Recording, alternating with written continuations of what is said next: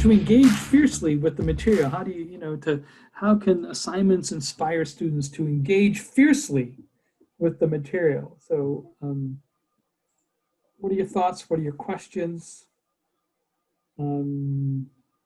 Yes, actively listen to ideas, evaluate and critique ones. Okay, you can all read that in the chat, right?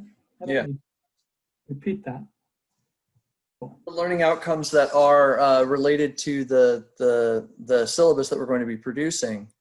My question is, for some of them, the logic that we have to follow kind of to get the proposal approved includes an aspect of student engagement. So we have to justify how we're going to engage students. And when I'm looking at this, that's sort of the part that I'm kind of struggling with to think about, not necessarily how to engage students, but how to justify that I am engaging students. Well, you mean,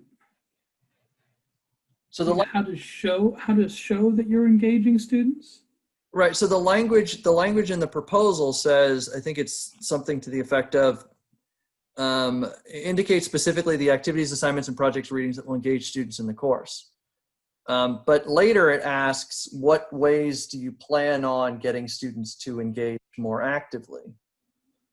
Right. And my question is, we have all these plans about how we're going to develop a cool course, right? Are you guys seeking from us like a justification of why it's cool in addition to why the things are going to be fit into our overall narrative? Or I guess that's the part that makes me struggle. No, I don't think so. I mean, we want, I guess we're assuming that any academic topic can be made cool. Well, I think the cool factor is really good for marketing. So you definitely want to have a cool proposal and a sexy title, whatever, something that will catch the students' attention, because, right now our course offering titles are pretty rough. You know what I mean? Just in general, if you look at some of the courses, like my course is like so boring sounding and terrifying actually. And I know the students are afraid when they see the title, but I think it's about that's part of marketing it. And I don't think at this point we're looking for that justification. I think that justification will come in when we have the assessment part, if I'm getting your question correctly. I think, and I think there are two different things there. One was about designing assignments that will engage students. And the second one was the high teaching practice. Yeah, how will you actually do that? How will you get them engaged, I guess? So there might be two different, same kind of question, but two different, from two different directions, I guess. Right. So my question for you guys is, when you're thinking of high impact teaching practices, because a lot of the ways that I approach classes tend to come from just being there. Like not just being there in like a physical state, but like being there kind of intellectually with the students. And that's usually sufficient to be high impact, right? But how am I supposed to indicate to you guys through the additional information tab, writing that you're really there? Yeah, like how are you guys expecting to receive the information about how we intend on being engaged with our students? Yeah, I think those are again, two different things. On the one hand, which has become so, I guess I had suspected this all along, but teaching online is, I don't feel like I'm there, and that there's that disconnect for me, at least, between what I'm talking about and engaging student reaction and things like that. That interaction's just not there. But the high impact activities are things like group work. What used to pass under the heading of active learning. So what kind of pedagogical strategies, what kind of assignments are going to have this high impact that get students more engaged in the class, that get them to, without telling them that we're going to get you more engaged in the class, but these are the sorts of things that appeal to students, that make them feel more like that they are a part of the class. They're not just passing through. So I guess that's what I think of when I ask them to do shared assignments, like a small yeah, presentation or share something that they find interesting. But I know that's daunting to some students. yeah, and group work can be hard. I've never been successful at pulling it off to have one assignment and 4 students working on it, you know, that kind of thing. I mean, the one having them get into their own breakout rooms, you know, in face-to-face meetings is a high impact activity too. But You want to you have know, it be like highly structured, I think, when we look at the syllabus. Um, if there's some way that you can kind of show us how you're structuring your lessons a little bit, it's not just going to be one, like everything scaffolding, you know, that's the whole thing.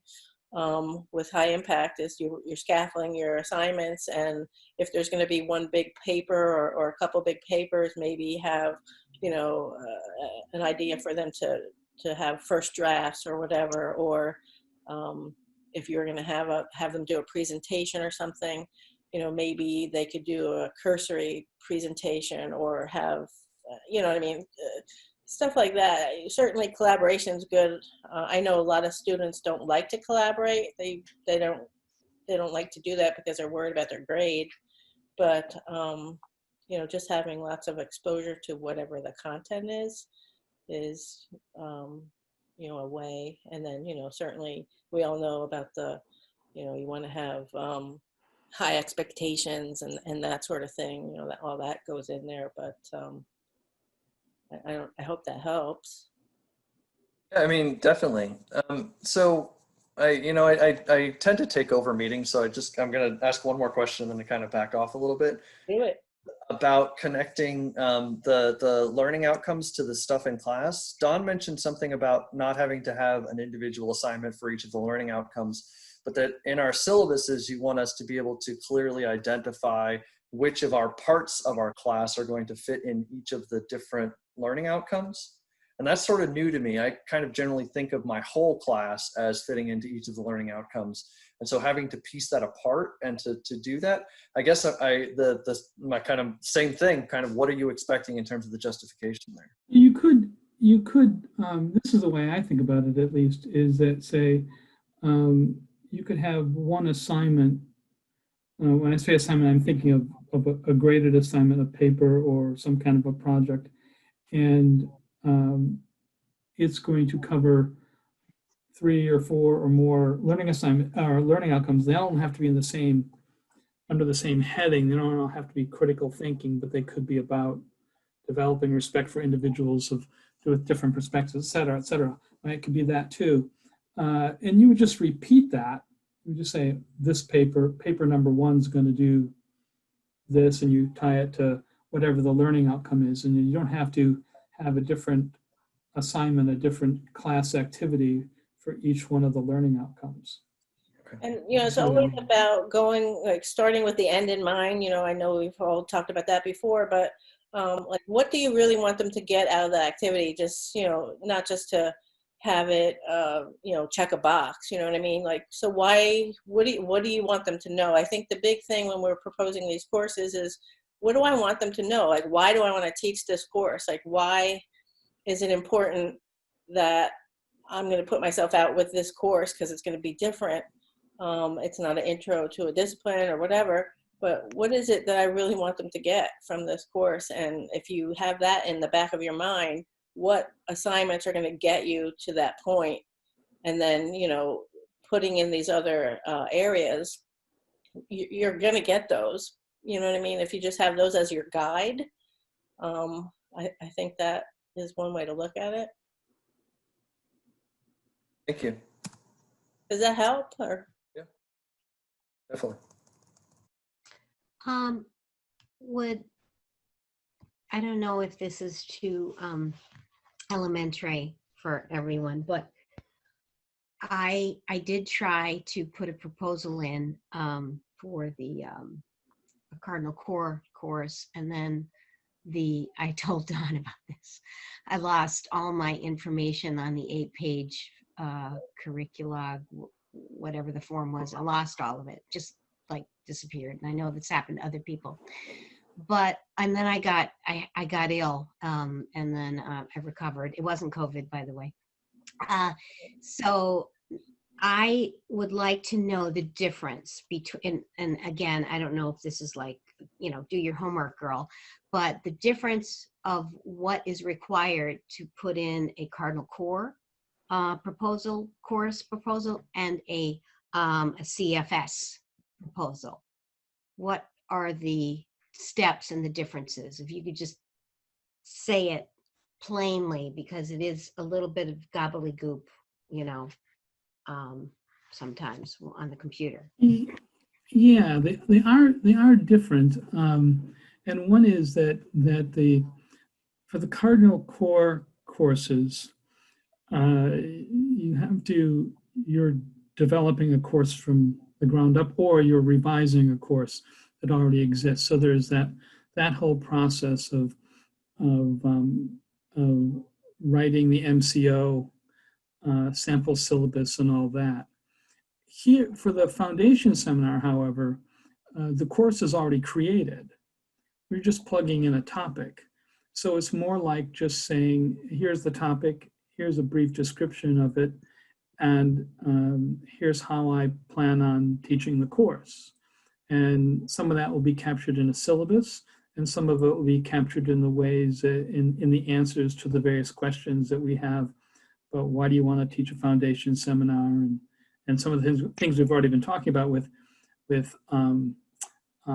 high impact teaching activities, or whatever the exact term is. So, and we're also assuming that at least some of us will be teaching in a different sort of way, or interacting with the students in a different sort of way than what we normally do. If you're used to teaching only large courses, for example, and now you get a chance to teach a course of 25 students, well, then you can have a much closer relationship with the students. And that's part of the goal here too, is not just that students are going to be engaged in an academic topic, but they're going to meet a faculty member, because remember, they're brand new to college, and they're brand new to the campus. They're going to meet a faculty member who can serve as kind of an informal advisor, somebody they could feel comfortable going to and talking to about their adjustment to college. And not that we're going to become their therapist or their counselor in that regard, but that we will help them find the resources on campus so that kind of smooth the transition and help them out with things. So we want, and it also, in some sense, requires kind of pulling back from saying, oh, I'm going to teach this course in my discipline, and to know this, I have to know this, and I have to know this, and I have to be able to do that, and this, and all that sort of a thing. But that's why we say it's an academic topic, but not approached with the same intensity, perhaps, that we would with an introductory level course, or because it is about getting them used to this idea of engaging in academic culture, frankly.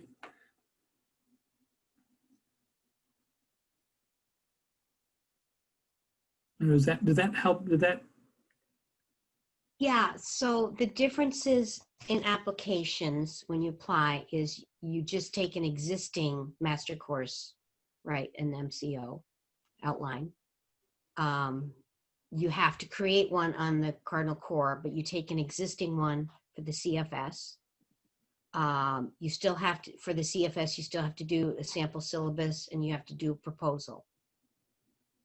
Yeah, I think we're requiring a sample syllabus, at least a kind of a draft outline. This is, in some ways, a long ways off, right? Next fall, and things Right. will change. But we'd want to see something that you have something worked out, and there's that you don't have like 6 weeks worth of stuff,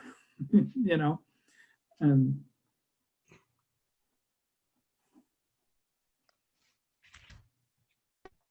Okay. So you might have seen this, Don. I was just curious, Don, do you have a actual? I'm sorry, is that Justin? You're Justin, breaking up. you muted yourself. I was asking, do you have an MCO for the course? Like I've seen all the stuff on the website that has all of the like requirements that are asked of us to apply. But this is kind of unconventional in a lot of ways because an MCO within a department is kind of deployed by the faculty who are going to write the course. And so they can kind of dovetail these things pretty well with their syllabus. So I was wondering if you could send us like the standard MCO so that we could. Good. I don't know that it's going to help very much because basically it says that we're not, the MCO doesn't provide a course outline, for example. So Do we have the syllabus, like the resource, that resource page? Is that on our Moodle page for? there is one someplace. I don't That's a know good where it point is right now. because when I asked about an MCO for a course, it looked like a completely different formatting than the one on the curriculog.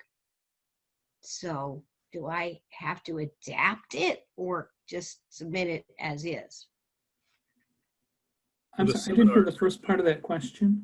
When I asked for an MCO from my department, and I'm an adjunct, by the way, so that's why I might be asking these baby questions. But when I got that, it looked totally different from the MCO that I was trying to fill out for that Cardinal Core. Right.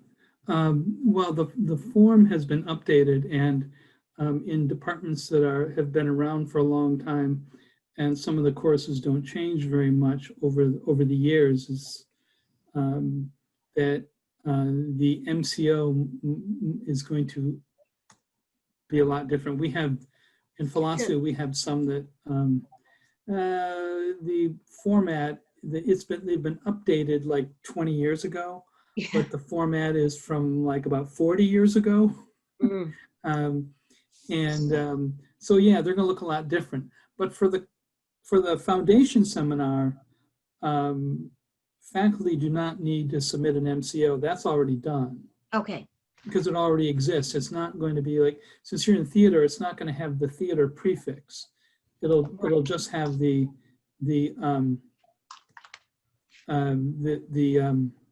CFS 1889. We're all going, in case you didn't know this, we're eventually, slowly but surely, we're moving to 4-digit courses because some departments have run out of numbers. Wow. And so they can't add any new courses without going to 4 digits. History, for example, is one of those that has run out of numbers. And is this Ray doing all this stuff here? No, it's me. Am I Okay. making anybody dizzy? No, I don't know. I've just, yeah. Stop sharing your screen. Okay, I will. There you go. I didn't know if that would have been helpful. That's why I was looking. Yeah, it's helpful. I wasn't but- sure, Ray, I wasn't trying to say you were doing any, I just looked like something you might do easily. For me, it would take me, Oh, minutes to get one document up, so. I was just looking in the Cardinal Core to see if I could find, that one document that I was looking for, but it's all in there. It's in the Cardinal Core Moodle page. If you go in there, there's a lot of information in there, so I would check. Is there a timeline there of things that you need from us? That's one thing I was unsure of about what deliverables that you needed from us in addition to the proposal that we sent you. Yeah, we did talk about an update by November 7th. Again, this doesn't have to be the finished product, but. And what does that update include? Well, more than what's there now, unless you have already completed everything. How do Or have you gotten explicit feedback from none? Wendy can't be here, and she's chairing the subcommittee that's reviewing these, and so she has sent she has sent feedback to at least Okay. some of the proposers. But what we're focusing on today is making progress towards a syllabus, especially ones that has assignments that are going to work towards fulfilling the learning outcomes. The course description, the short little blurb that's going to be, we hope to catch the attention of incoming students. These are things, that sort of a thing we want to have ready for. We certainly want to have some ready when we start doing some open houses in the spring, and of course they have to be ready when we start registering incoming students for class. So we still think of it as a process. The nuts and bolts of something being in place is probably more important, getting a structure to it. So the syllabus, a course description, a title, those sorts of things.